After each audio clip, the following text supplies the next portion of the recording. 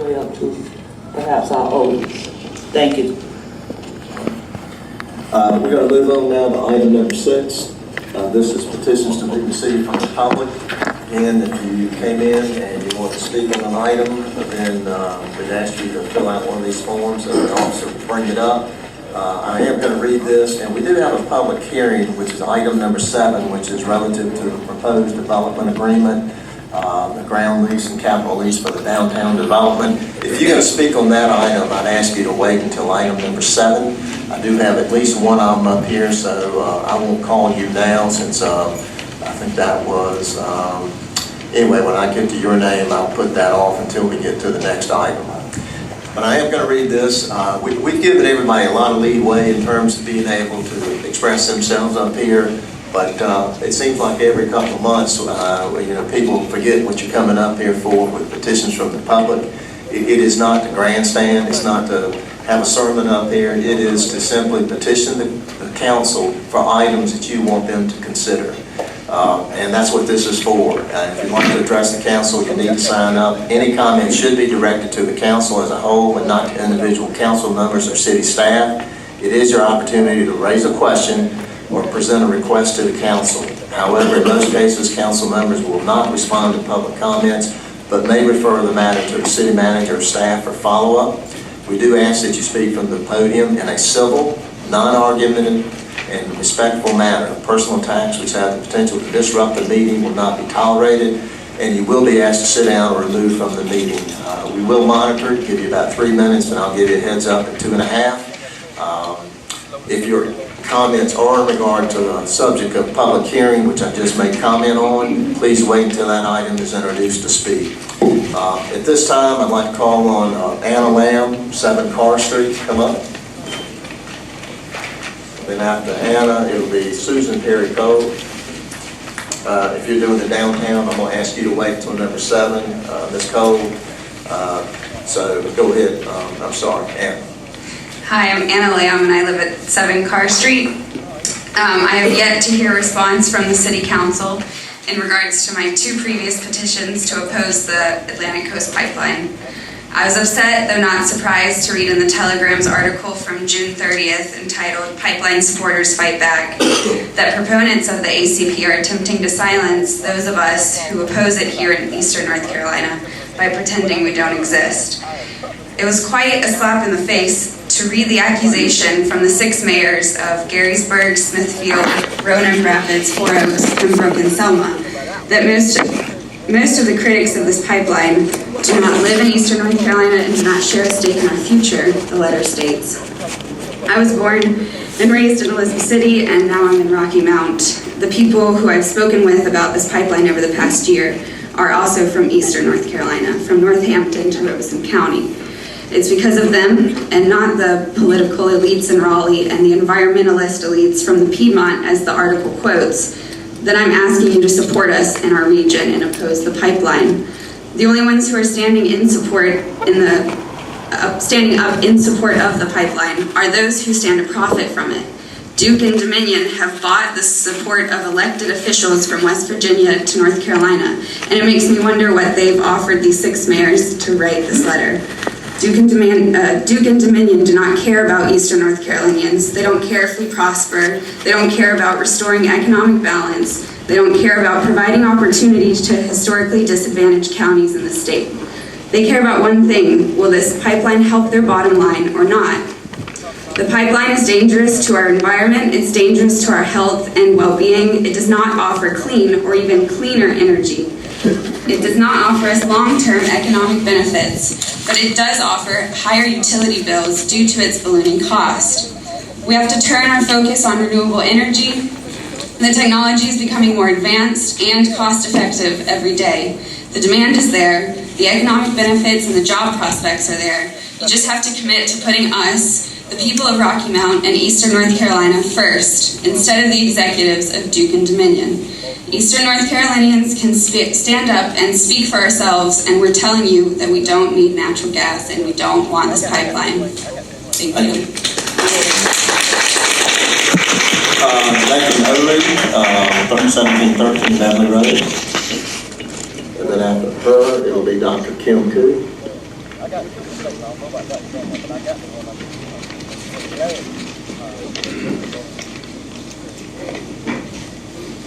afternoon. Good afternoon to our Honorable Mayor Combs, the City Manager Rochelle Small-Tony, and to my City Council members.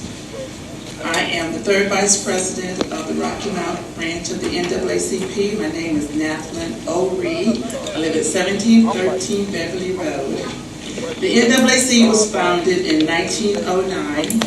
The mission of the National Association for the Advancement of Colored People is to ensure the political, educational, social, and economic equality of all persons and to eliminate racial hatred and racial discrimination. I am proud of our City Council, and I believe we have the most diverse, the most qualified leaders ever in the history of Rocky Mount. And it is time to stop pulling our leaders down and time to lift them up in prayer and encouragement so that they can align their faith with action and bless the citizens of Rocky Mount. Thank you. Thank you. Dr. Coon and then Lori Minges.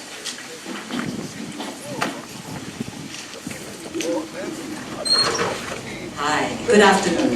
My name is Dr. Koo. I live in 220 South Englewood Drive. And I first want to state that I fully support Ms. Anna Lam's petition, and in fact, I have spoken on that.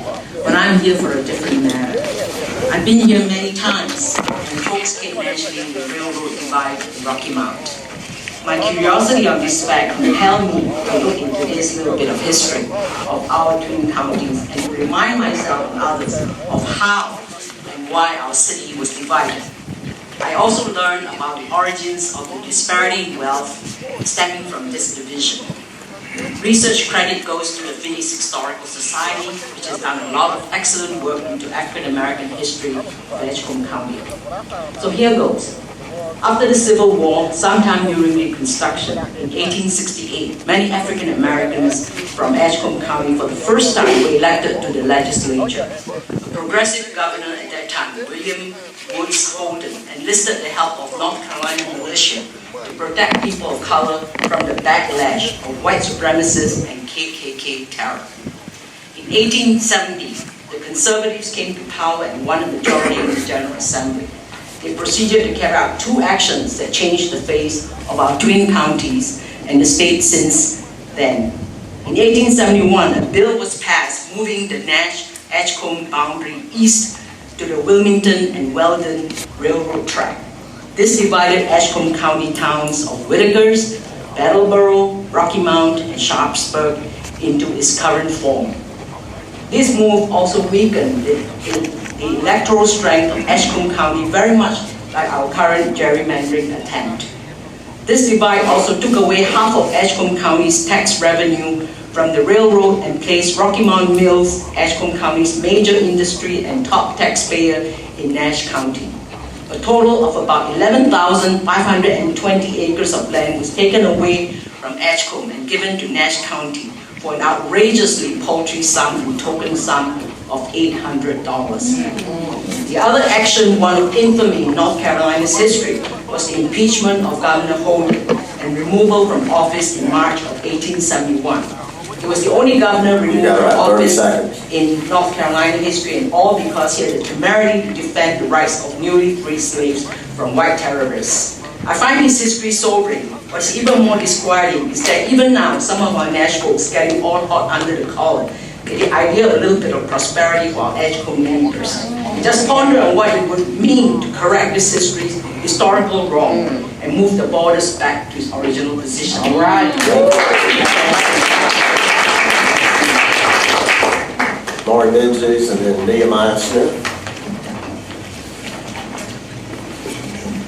Lori Minges. I hate to think that I've got to go before Nehemiah Smith, but what the heck.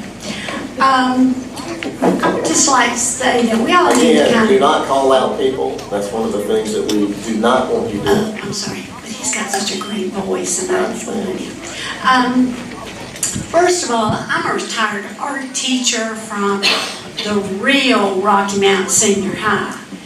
and Edwards. But, and I've taught all kinds of people, I don't know why we can't seem to get along and be more positive. Don't bring up old stuff. Let's look forward to new stuff. Because you know, when you're divided, you're going to fall. If you're united, you're going to rise. Just like to put that out there. Also, where can you find the information of how the event center is doing? Is it, I know it's probably not profitable, but I mean, is the thing filling up, people going there a lot? I don't know. And I'm going to keep my other comment to myself, but that doesn't have anything to do with that one. But I just want to remember and kind of keep people thinking, please don't litter. It just breaks my heart when I see trash just all over our city. Are we not proud of our city? If you are proud of our city, pick up your stinking trash and don't throw it out the window. I drive a pretty nice car and I put trash in my car all the time. So when I get home, I can put it in my trash can. I think that's a very simple thing for people to do. Have a good day. Thank you. Nehemiah Smith, and again, Nehemiah, are you talking on the development or not? Okay. Then after that, Elaine B. Williams.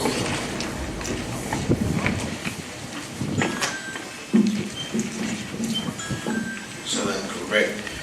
When the definition sermon is a talk on a religious or moral subject, especially one given during a church service based on a passage from the Bible. So I hope you get the sermon. I did that yesterday. Fact is defined as something that has actual existence and actual occurrence. Question is defined as an interrogative expression often used to test knowledge. For some time now in this chamber, the true public square, we have been debating seemingly every decision made by this council and manager. The overarching themes for some have being corruption and fiscal responsibility, prompting calls for state audits and criminal investigations. And no matter how many times that it is said that there is no there, it persists. At the last city council meeting, a most disturbing thing happened. An irresponsible, perhaps disgruntled former city employee who was the gas and electricity man got up and talked about water. As a part of Irresponsible's presentation, he implied that Rocky Mount was in danger of becoming the next Flint, Michigan. Some citizens have run with that and are now saying that Rocky Mount's water is unsafe. But let's look at what Irresponsible didn't say or tell you. The North Carolina section of the American Water Works Association and the North Carolina Member Association of the Water Environment Federation have a best drinking water competition. Fact. Third place recipient, 2005, Rocky Mount. Fact. Second place recipient, 2009-2011, Rocky Mount. Fact. First place recipient, 2004-2010, Rocky Mount.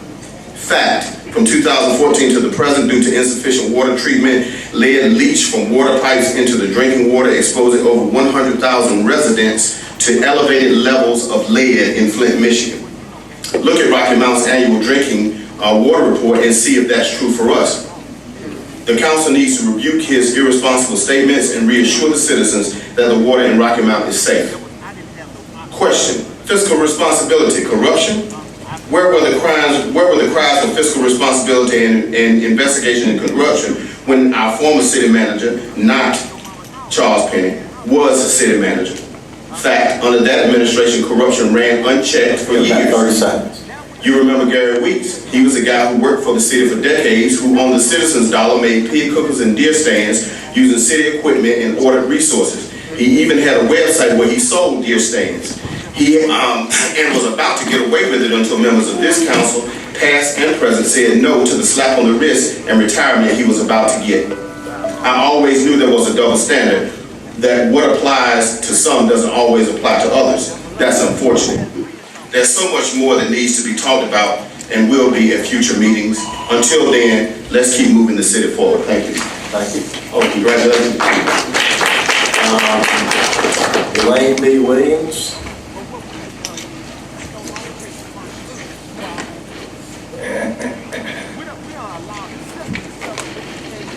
Good afternoon. Elaine B. Wins. And if I knew you were stating that, I may not even say anything.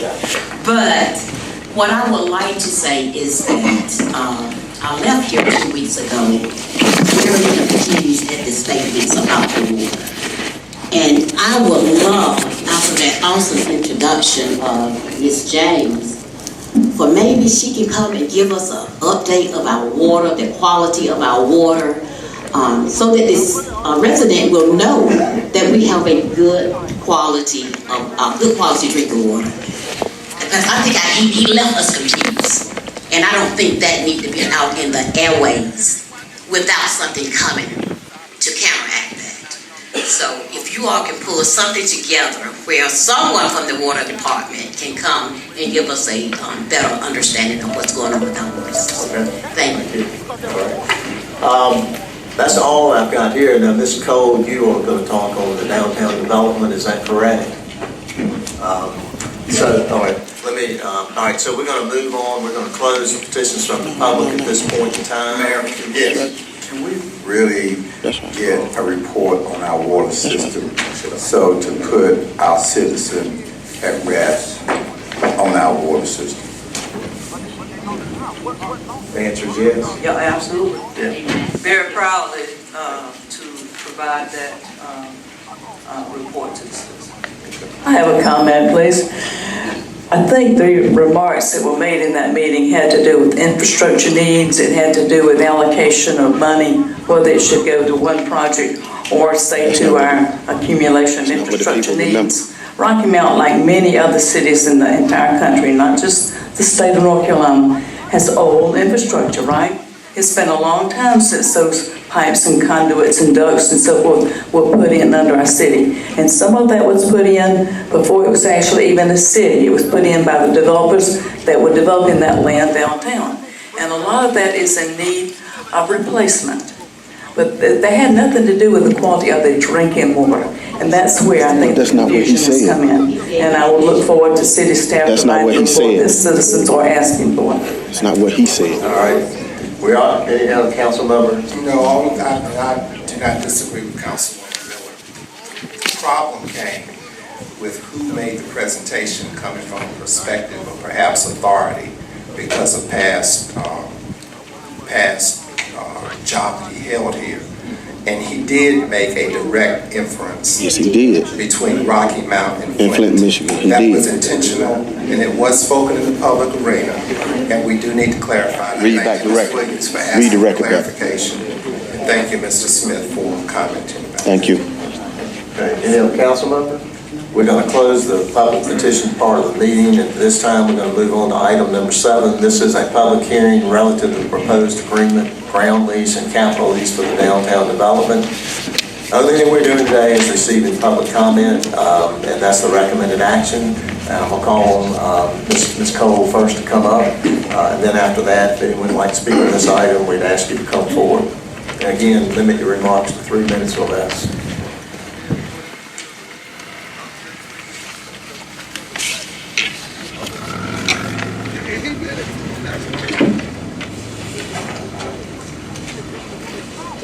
Good afternoon, Mr. Mayor, members of the City Council, Madam City Manager. I want to speak in support of moving forward with the proposed downtown development. And one of the things that I wanted to bring to your attention today was an article in today's Telegram about hotel construction. And it was primarily in Nash County, if I remember the article correctly. None of the facilities under construction or under consideration were in downtown Rocky Mount or the Edgecombe County side of the city. One of the region's lead economic developers, Norris Tolson, stated that the growth of lodging construction reflects economic development and expansion in Rocky Mount. Mr. Tolson further stated Rocky Mount is being discovered and will need more hotel rooms. And so I'm speaking in support of moving forward with the next step of the proposed public-private partnership to build a parking deck and hotel complex to include retail space and condo units. You can tell from Mr. Tolson's remarks that a strong center city is important and essential to the vitality of Nash and Edgecombe counties. I wanted to, in particular, speak as a resident who lives in a community adjacent to the central downtown district and point out to you that our neighborhoods that surround the central downtown district have a very poor investment quality, which has been documented in your 2014 housing study, Crossroads to Prosperity.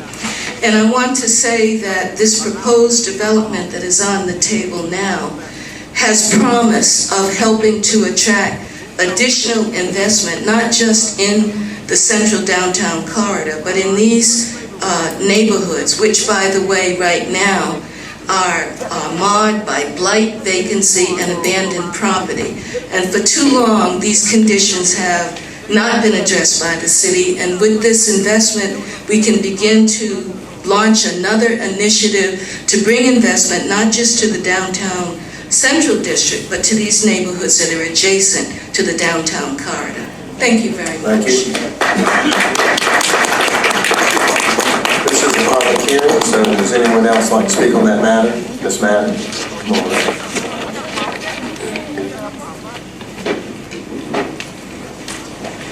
Good afternoon, Mayor, City Council. Just state your name. Lodge Dawson, Worsinger, Camden Court. Pretty sure. We got it. Probably tired of hearing the 87-page document that was posted on the city website was just there 3 days ago because it was an update from where it was earlier.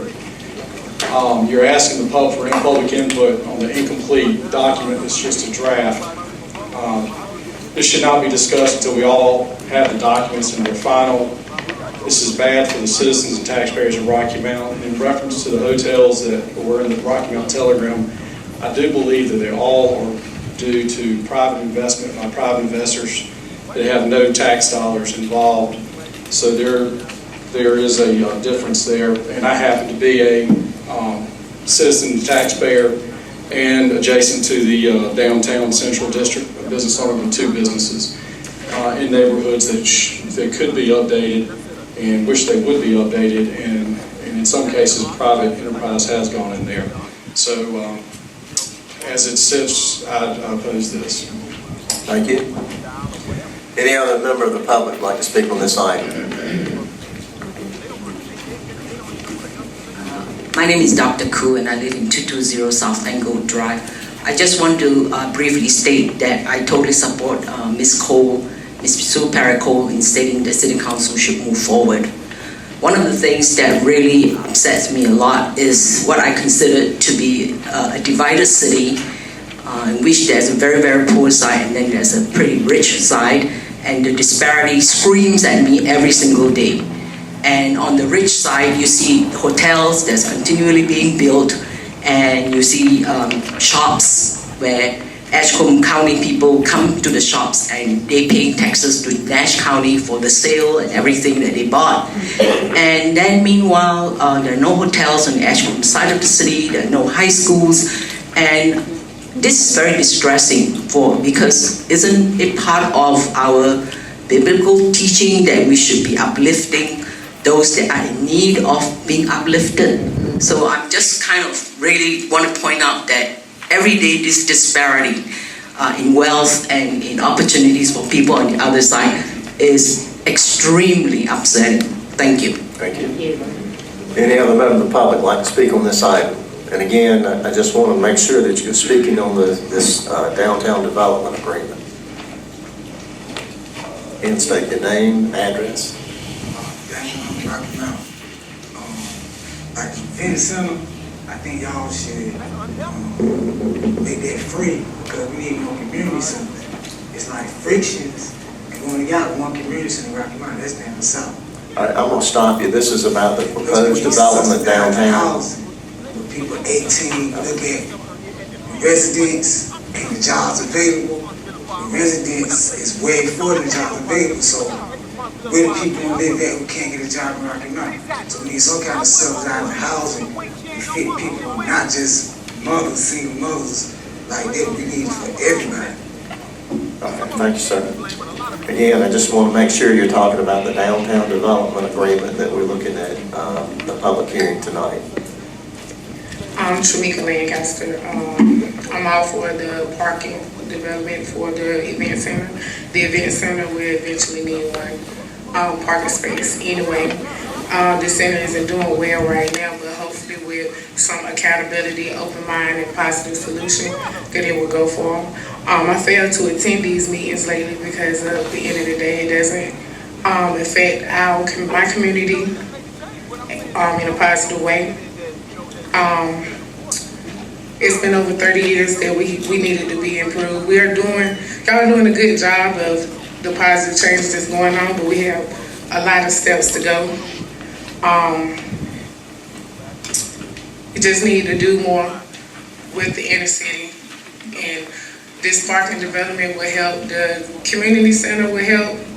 I mean, not the community center, but the event center will help, but y'all have to figure out how to get more revenue in for the center and the city. And we, as the community, the people in the community, should be held more accountable as we look to hold y'all accountable also. Thank you. Any other member of the public like to speak on this item? If not, the public hearing is closed on item number 7. And all we were doing was feeding public comment. We're going to move on to item number 8 now. That's consideration of the request for temporary street closing. This is from Ms. Johnson at St. Augusta Church to close the 600 block of Park Avenue from 10 to 2 on Saturday, August 10th. It's for our back to school party. The recommended action is to approve the temporary street closing. So moved. Second. Motion by Councilmember Blackwell, second by Councilmember Rogers. Any discussion? All in favor say aye. Aye. All opposed, no. Item 8 is approved. Item 9 is a consideration of a resolution approving the settlement of a fiscal year 2018-19 taxes due and collected. It does authorize the collector of revenue to collect taxes for fiscal year commencing July 1st, 2019. Recommended action is to adopt the resolution. Is there a motion? Second. Motion by Councilmember Bullock, second by Councilmember Miller. Any discussion? All in favor say aye. Aye. All opposed, no. Item 9 is approved. Item 10 is a consideration of a lease agreement. This is with Sandra Tabron for approximately 1,127 square feet of space on the 3rd floor of the train station. It is restricted Sundays and Wednesdays for a total of 104 days per year. The lease agreement is $325 per month, and it runs through June 31st, 2020. It begins July the 1st, 2019. The recommended action is to approve the resolution authorizing the lease and does authorize the mayor and the city clerk to execute the lease agreement on behalf of the city. Now your motion. So moved. Second. Motion by Councilmember Blackwell, second by Councilmember Miller. Any discussion? Wait. Yes. Now, manager or someone, can you do a 30-second explanation? I won't understand what I've never seen these terms. Is it one lease or two? It's actually one lease, but it has a provision in here where it can be renewed. And so it's for the use of space in the train station for church functions. It's going to increase from $300 to $325 per month.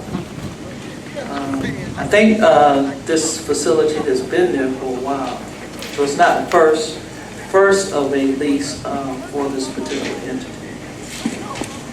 Any other questions? I will comment that because it's sort of an unusual agreement to me in that they're using the space on 2 days a week, I did call Ms. Staten and ask her more about it, and she said it's a very large space and there's not demand for that larger space, so the church is getting it for those 2 days at a fairly favorable rate, but they do understand that that's why it's a short-term lease, that if someone else comes along and wants to rent it on the longer term, then that will they will be able to do that. The short-term lease will not hold it for a long time if we have a better rental client. Thank you. Hope that helps. We have a motion and a second. All in favor say aye. Aye. All opposed, no. Item 10 is approved.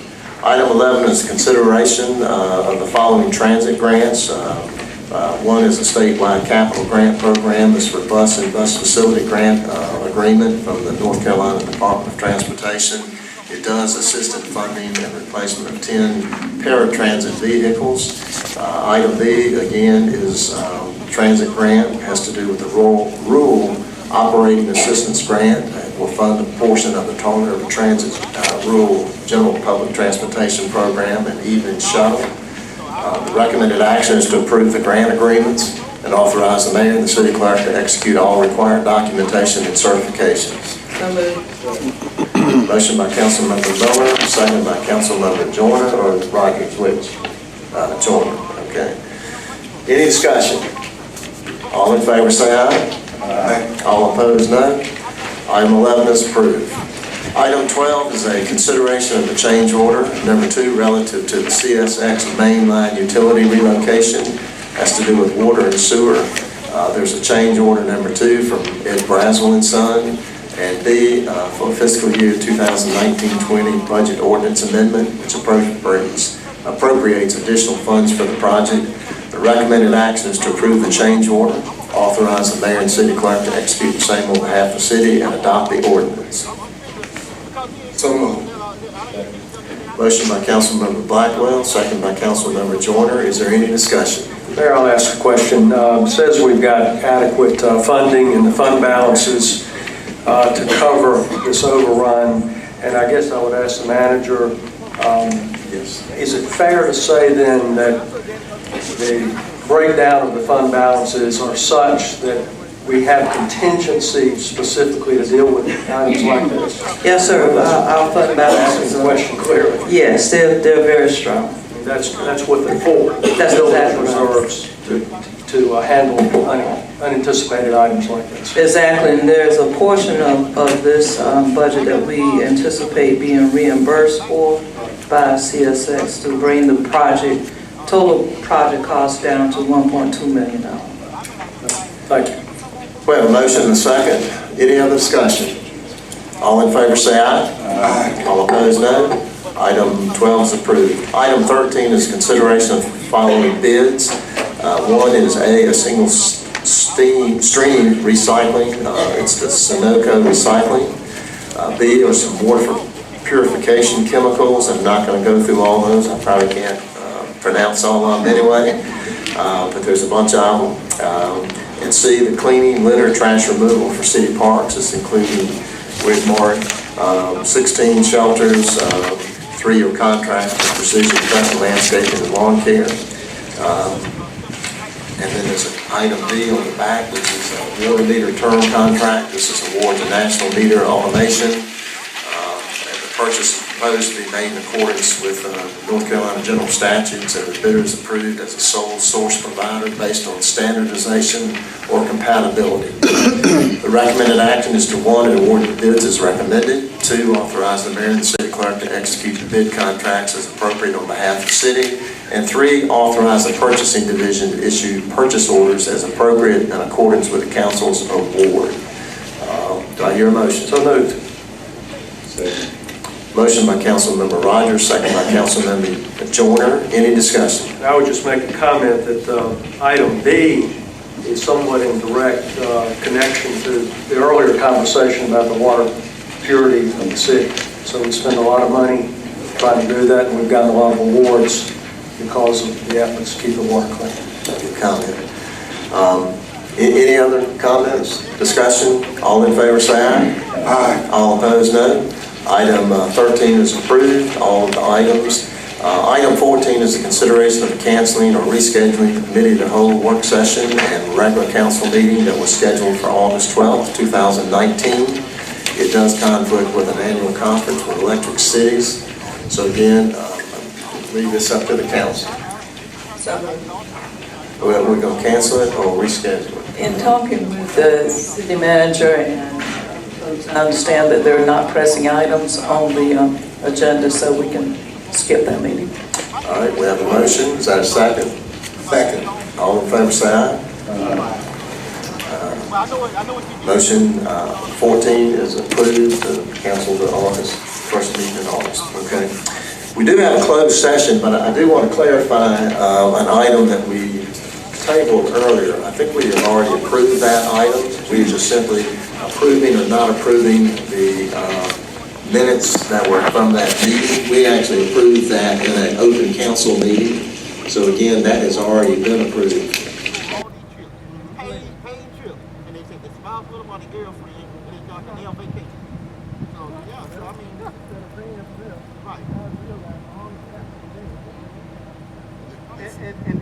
Keep doing what you're doing, bro. I ain't mad. Oh, no, I ain't mad. Listen, man, I ain't mad at you.